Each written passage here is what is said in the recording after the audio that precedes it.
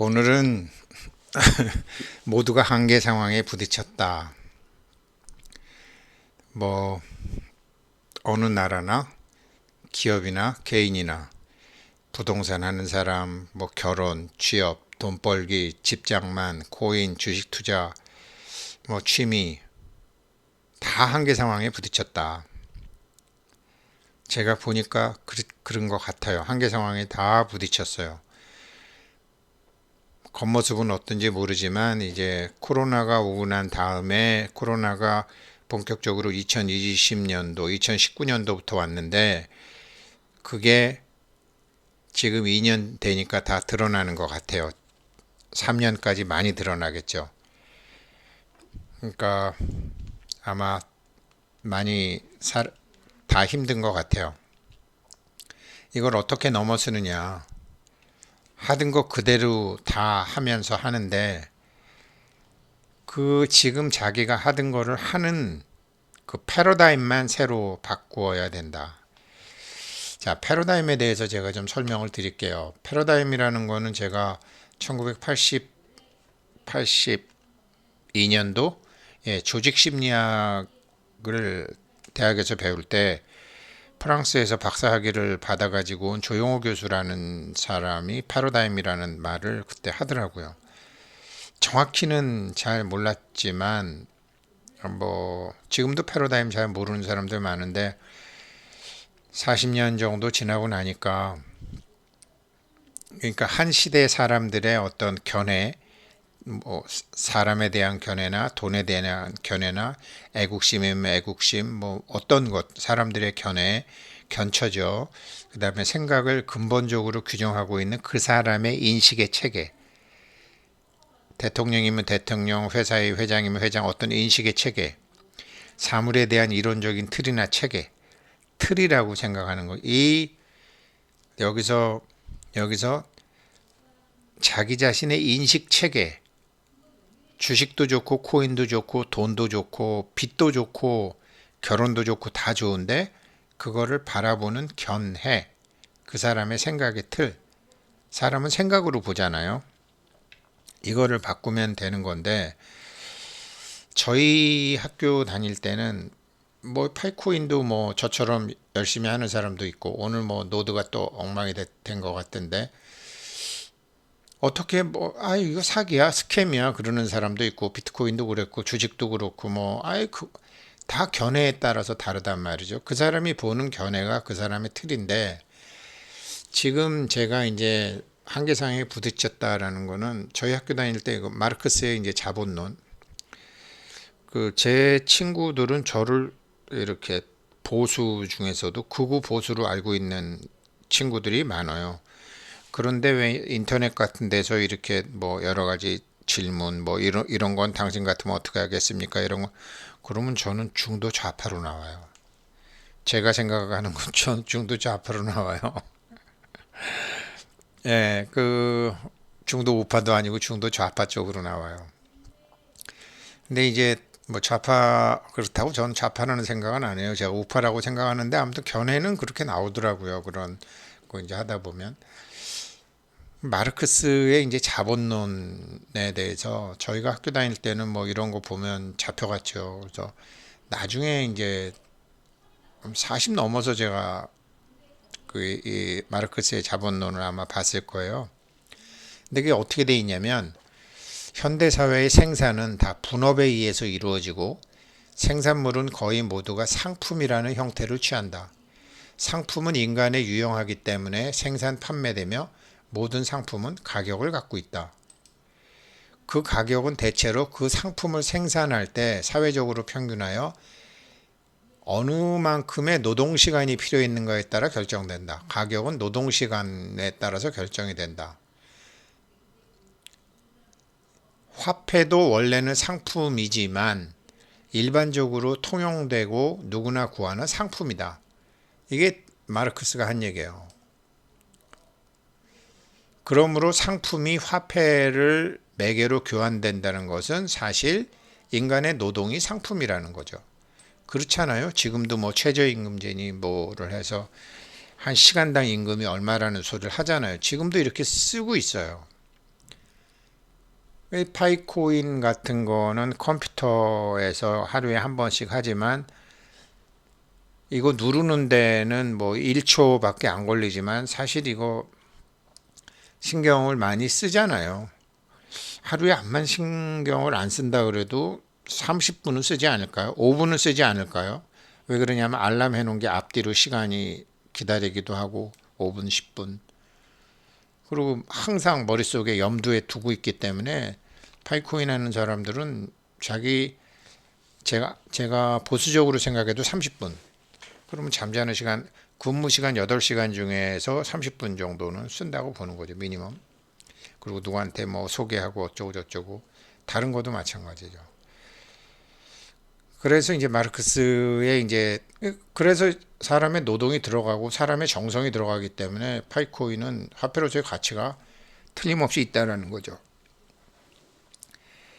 그러니까 사람들은 이제 인간의 노동과 상품인데 마르크스와 10시간 걸리는 A라는 상품을 팔아 자기 노동이죠. 10시간 걸린 B라는 상품을 사는 것이다. 월급을 받아갖고 그거로 먹고 사니까요. 그런데 자본주의가 낳은 노동자라는 인간은 살기 위해서 자기의 몸, 정신적, 육체적 노동력 이외에는 아무것도 소유하지 못했으므로 노동력을 팔아서 임금을 얻고 그것으로 자기와 자기 가족의 생활을 유지해야 된다. 모든 사람이 이렇진 않죠. 이런 사람들이 이제 그 노동 에너지를 파는 사람도 있고요. 지식 에너지를 파는 사람도 있고 돈 에너지를 파는 사람도 있어요. 3단계로 나눠져 있어요. 근데 이제 마르크스 때만 해도 노동 에너지에다가 기준을 둔 거죠. 그러니까 노동자 뭐 이렇게 하잖아요. 공산주의는 이 지식과 부에 대해서 인정을 안 하잖아요. 몇몇의 소수 사람들만 갖는 거지 일반 사람들이 많은 지식 뭐 북한만 해도 뭐 여러 가지로 뭐 이런 컴퓨터 같은 거 잘 못하고 뭐 중국만 가도 카카오톡 뭐 이런 거 구글 이런 거 못하잖아요. 유튜브 같은 거. 그래서 지식의 노동 에너지를 하고 있다라는 거죠. 전부 다. 그러니까 노동자의 노동력마저 상품으로 매게 된다는 데 자본주의 사회의 특유한 현상이 있다. 이 노동력이라고 하는 상품의 가치 곧 임금도 다른 상품과 마찬가지로 이를 생산하기 위한 가치, 비용에 의해서 결정된다. 이제 부가가치가 높은 노동이 있고 부가가치가 낮은 노동이 있는 거죠. 부가가치가 낮은 노동은 우리가 뭐 지금 3D 업종이라 그래갖고 외국인 노동자들을 불러서 많이 쓰는 거죠. 그러니까 노동력을 생산하기 위한 비용은 바로 노동자와 그 가족의 생계비인 것이다. 사들인 상품을 자유롭게 사용하는 것은 구매주의 권리이다. 그렇죠? 따라서 노동력을 산 주인, 자본가는 임금이 회수될 수 있을 만큼 노동자를 부리는 동시에 반드시 그 이상으로 노동자를 노동시킨다. 저는 제가 이렇게 친구도 저를 이제 극우 보수로 많이 보지만 저는 이렇게 앙케이드 같은 거로 이렇게 제가 저를 채점해 보면 저의 어떤 의사결정은 중도 좌파로 나오는데 가령 예를 들어서 요즘은 중고 신입 대기업에서 중고 신입을 많이 뽑잖아요. 그래서 이렇게 보게 되면 예전처럼 요즘 회사에 따라 다르지만 새로운 매장을 만들라 그러는데 당신의 아이디어를 제출하시오. 파워포인트로 제출하시오. 엑셀로 제출하시오. 왜 그러냐면 그런 것부터 처음부터 가르치려면 대기업이 너무 짜증이 나니까 이제는 그런 거를 할 수 있는 애들을 그러니까 중소기업에서 1, 2년 정도 배운 애들을 대기업에서 뽑아 쓴다라는 거죠. 이게 사실은 왜 그러냐면 노동력을 산 주인이 빨리 임금을 회수하려면 노동자를 부릴 수 있어야 되는데 그냥 대학 졸업한 순진한 애들은 노동자로 월급을 주기가 아깝다라는 거죠. 그래서 이제 많은 사람들이 이제 지식을 이렇게 하는데 마르크스 지식사회학도 있는데 이거는 대기업이 전 잘못됐다라고 보는 거죠. 그렇게 뽑으면 안 된다라는 거죠.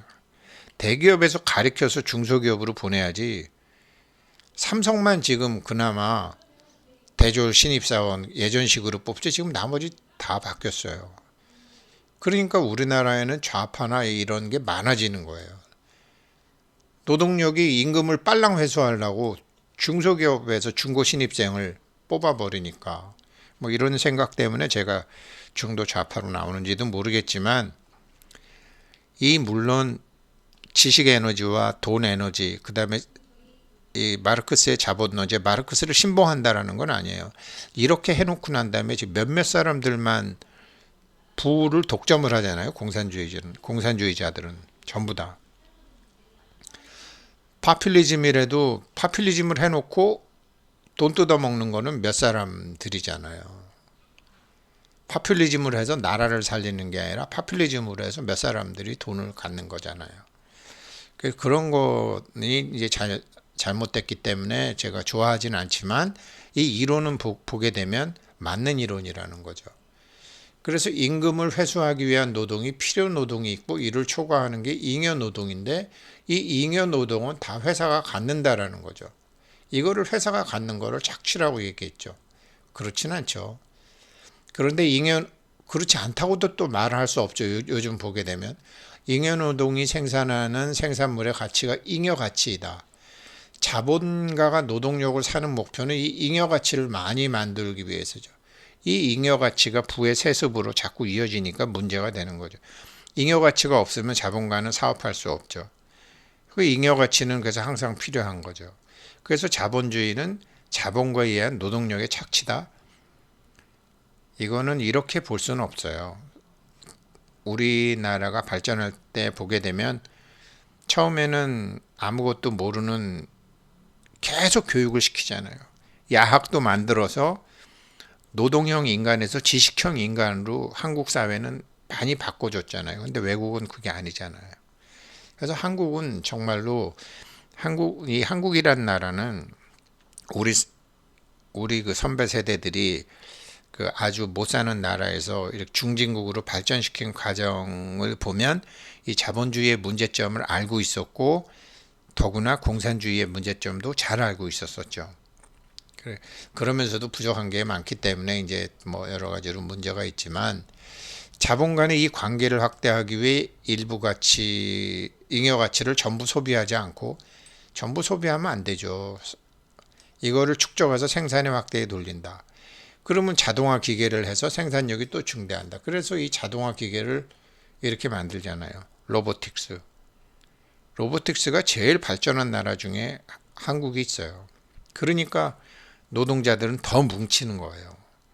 자, 그럼 이런 문제, 이게 다 노동자들은 노동자들대로 한계 상황에 부딪힌 거고, 자본가는 지금 1세대, 2세대, 재벌 3세까지 왔으니까 또 한계 상황에 부딪힌 거고, 그 사회 전체의 자본으로 볼 때 뭐 요번에 브라질 축구팀 와서 한국이 좋다, 한국은 밤이 좋다, 뭐 지금 그렇게 많이 민주화 투쟁하면서 이렇게 좋은 나라를 만들게 된 거죠.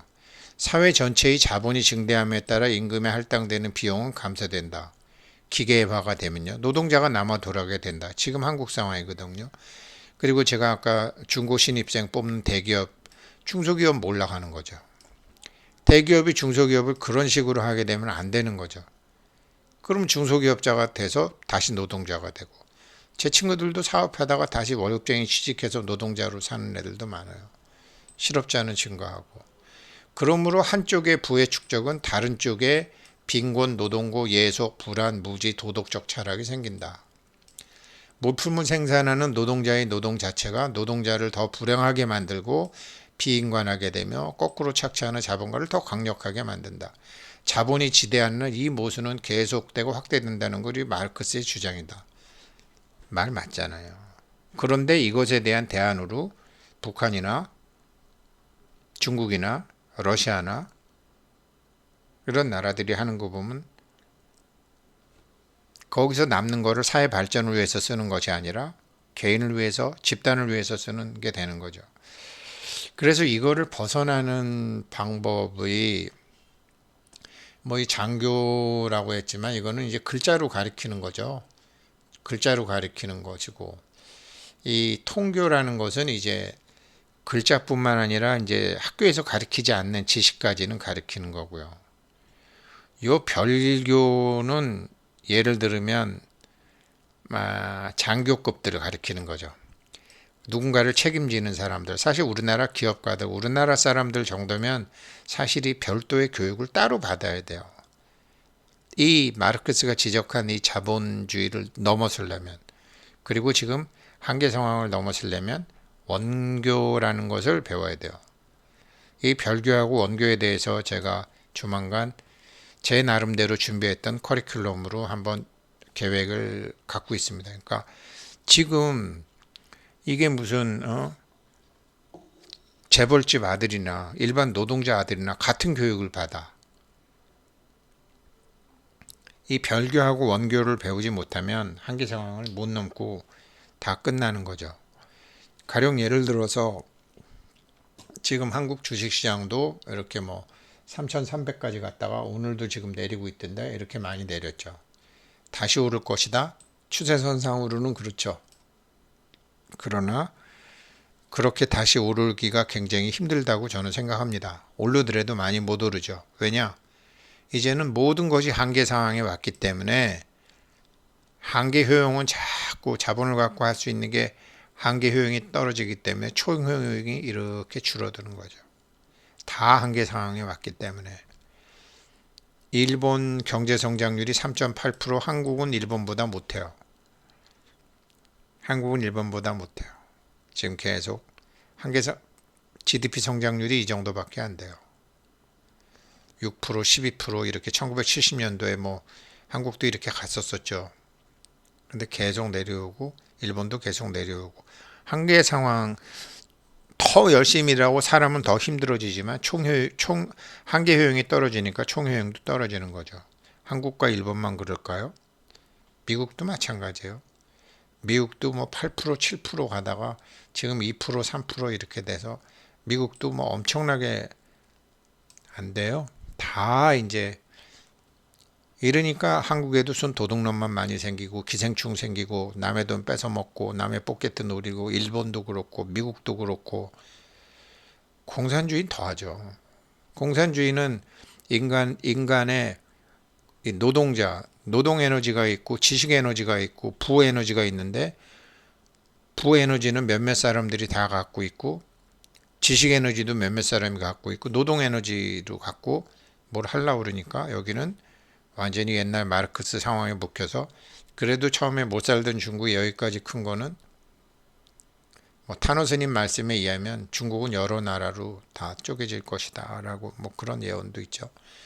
한국도 뭐 남북 통일 평화롭게는 안 된다. 뭐 그분 말씀 예언이 다 맞는 건 아니지만 천안까지는 위험하다. 뭐 이런 말씀도 하셨고 일본 좀 뭐 많이 가라앉는다 이런 말씀도 하셨는데 중국은 뭐 언젠간 정말 저렇게 다시 뭉쳐졌다 합쳐졌다 하니까 한계 상황에 부딪혔거든요. 지금 마이너스라는 거 아니에요 지금은. 러시아 한계 상황에 부딪힌 거죠. 기름값 올라가면 좀 낫다가 기름값 내려가면 하고. 그러니까 여기서 이제 전쟁이라도 일으켜갖고 지금 기름값 올리는 쪽으로 갔죠. 기름 때문에 전쟁 일으키잖아요. 러시아가. 기름값 떨어져서 소련이 망했고 그 기름값하고 금값을 계속 낮췄잖아요. 로널드 레이건 대통령 때. 그러니까 그 국방을 지탱할 힘이 돈이 없으니까 망한 거죠. 근데 다시 이제 기름값 올리기 위해서 뭐 다들 기름값 때문에 지금 전쟁이 일어났죠. 근데 한국 부동산은 어떨까요? 예, 부동산도 하나의 상품이기 때문에 그렇게 많이 올라갈 수 없어요. 이렇게 올라가게 되면 반드시 떨어지지. 부동산 반드시 떨어지죠. 반드시 떨어지게 돼 있죠. 한국 집값 부동산 계속 저렇게 있을 수가 없죠. 네, 참 이제 우리나라 조상 중에 좀 예지력이 있는 분 이서구라는 분이 정조? 예, 영조 정조 때 분인데 장안에서 내려온 용의 머리가 이르는 곳 그 혈은 높은 봉우리 위에 정상의 산열에 있음이로다. 덕이 쌓이고 쌓인 어떤 사람이 그 점지된 곳에 이르면 금이 8이고 은이 3인 금인재와의 부가 바다와 같으리라. 이거는 중국이 여기죠. 장안이 여기죠. 시안이니까. 이게 중국에서 여기서 쭉 이렇게 해서 중국 시진핑이 여기 홍수로 작살나고 여기 있는 거 다 치워버리고 이게 중국의 남쪽과 북쪽 쫙 해서 이 용의 머리가 닿는 곳이 여기잖아요. 한국. 여기 혈자리가 있다는 거 아니에요. 여기. 에이, 그냥 이렇게 잘 됐으면 좋겠다라는 제 희망회로를 말씀드린 거예요. 그러면 이게 내용이 뭐냐? 덕이 많이 쌓인 사람이 여기에 이르면 덕이 많이 쌓인 사람이 난가 저 사람인가 대통령인가 누군가 덕이 많이 쌓인 사람이요? 이런 사람이에요. 공심으로 사는 사람. 공심으로 저도 살지 못했어요. 공심으로 우리라는 말을 제일 좋아하고 모든 사물의 견처를 그렇게 우리라는 견처로 패러다임 제가 사물에 대한 이론적인 그 사람들의 견해 사고를 근본적 사물에 대한 견해를 정말로 우리라는 입장에서 바라보는 기업가가 나오면 그런 사람이 나오면 마르크스의 자본론의 문제점을 극복하고 한계를 넘어가고 주식도 더 올라갈 수 있고 부동산도 더 올라갈 수 있고 코인도 더 올라갈 수 있는데 그런 게 없이 지금 옛날과 같은 앵글로 세상을 바라보고 시장을 바라보고 돈을 바라보면 전쟁 같은 유치하고 낡고 비용이 많이 드는 방법으로 남의 것을 뺏어서 자기 것으로 할 수 있는 방법밖에 없죠. 오늘 뭐 마르크스의 자본론 공부하면서 한번 우리가 다 바뀌어봤으면 좋겠다 올려봅니다. 고맙습니다.